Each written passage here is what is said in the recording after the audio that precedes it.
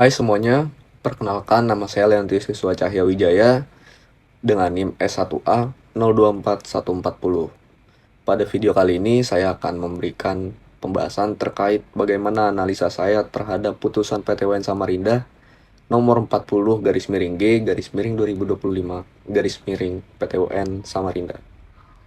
Putusan ini berawal dari gugatan Bribka Muda Parulian Sialoho, yang mana dia menggugat putusan Kapolda Kaltim yang memberhentikannya secara tidak hormat, atau bisa disebut Bribka Muda Parulian Sialoho ini diberikan PTDH karena pelanggaran kode etik.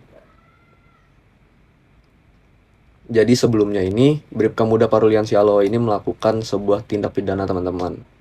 Sebuah tindak pidana berupa pelecehan terhadap anak di bawah umur, pelecehan seksual ya teman-teman. Sehingga ini yang menjadi dasar bagi Kapolda Kalimantan Timur untuk mengeluarkan KTUN ini berupa PTDH kepada Bribka Muda Parulian Sialoho ini.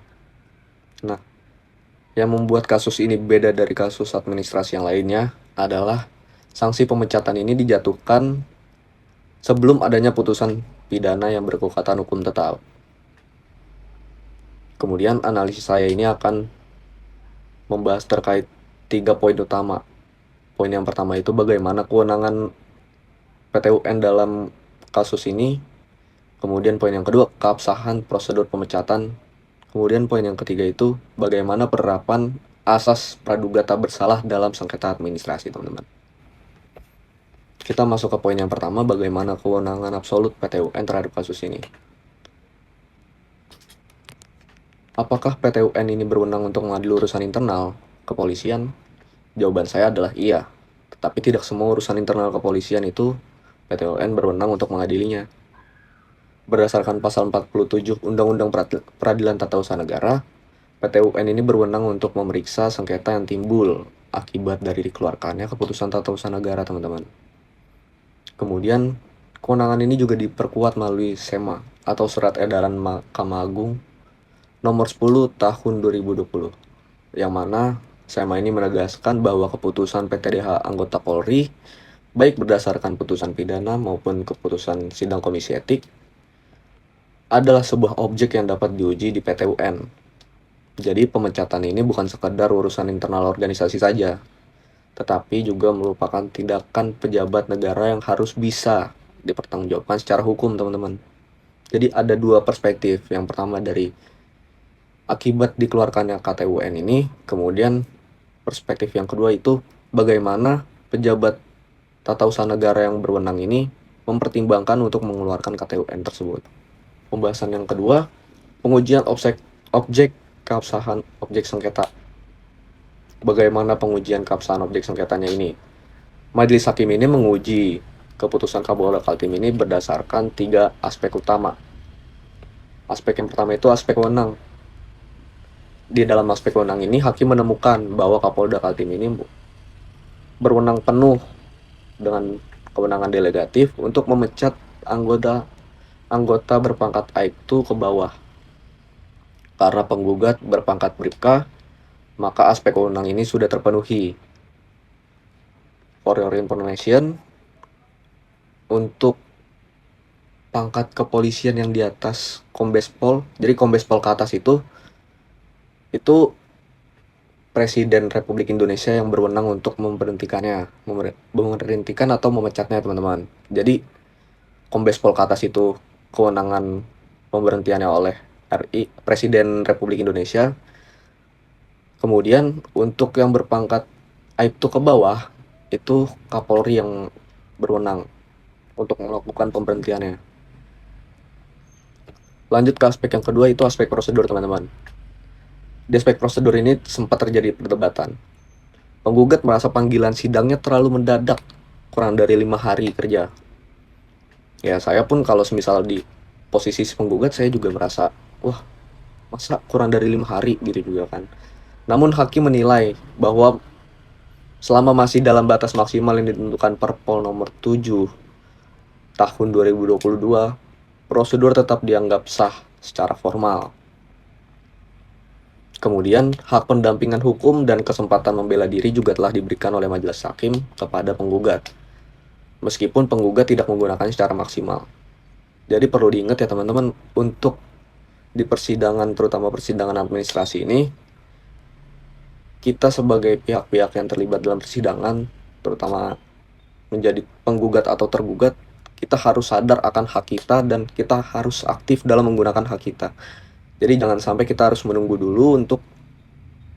ditawarkan dulu untuk bisa menggunakan hak kita. Jadi kita harus aktif menggunakan hak kita. Oke, kita lanjut ke aspek yang ketiga, yaitu aspek substansi. Di aspek substansi ini, penggugat berdalil pemecatannya prematur. Kenapa prematur? Karena harusnya menunggu putusan pidana. Begitu menurut si penggugat. Tetapi hakim ini menolak. Kenapa menolak? Karena dasar hukum dari pemecatannya ini adalah pelanggaran sumpah dan kode etik, bukan hanya karena status terpidana saja.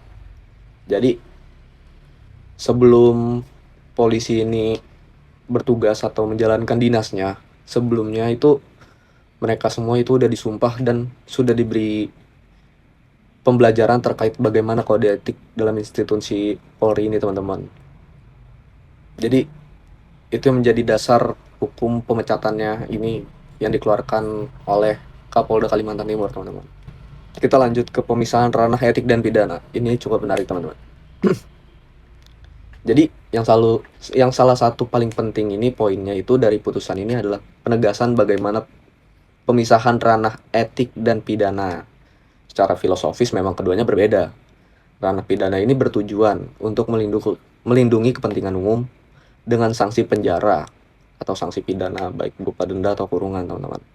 Sementara ranah etik ini bertujuan untuk menjaga martabat profesi dengan sanksi administratif, yang salah satunya itu adalah PTDH.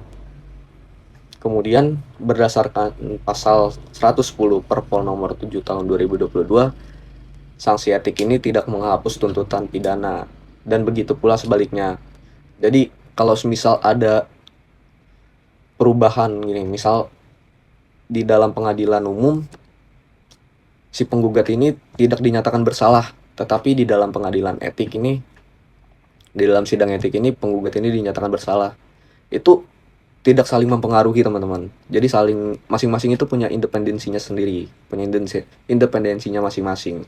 Jadi semua keputusan di ranah itu, di masing-masing ranah tidak mempengaruhi ranah lainnya, walaupun yang diadili itu orang yang sama atas sebuah perbuatan juga yang sama.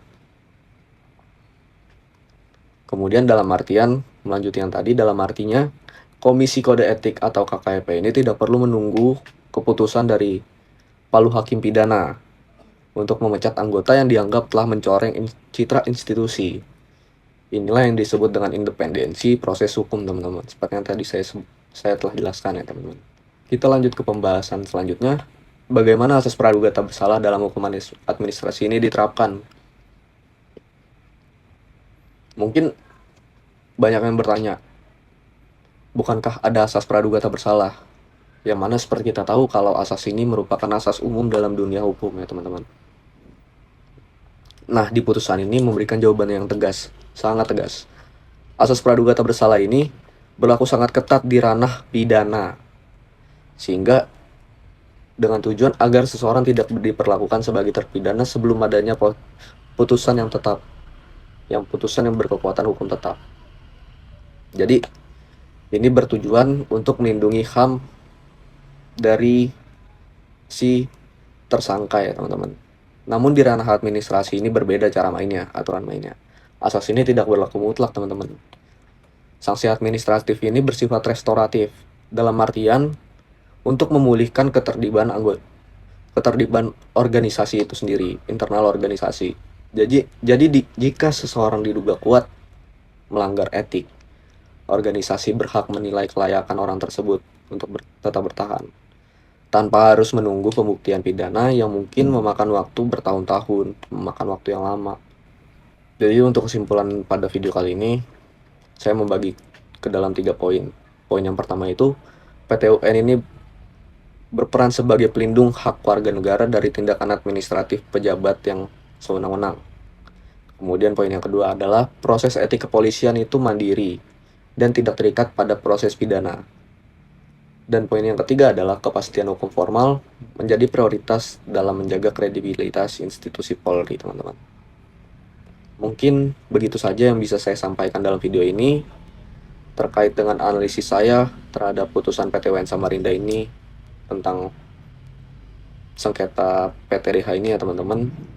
Semoga memberikan wawasan baru bagi teman-teman sekalian tentang bagaimana hukum administrasi ini bekerja di Indonesia dan cara mainnya.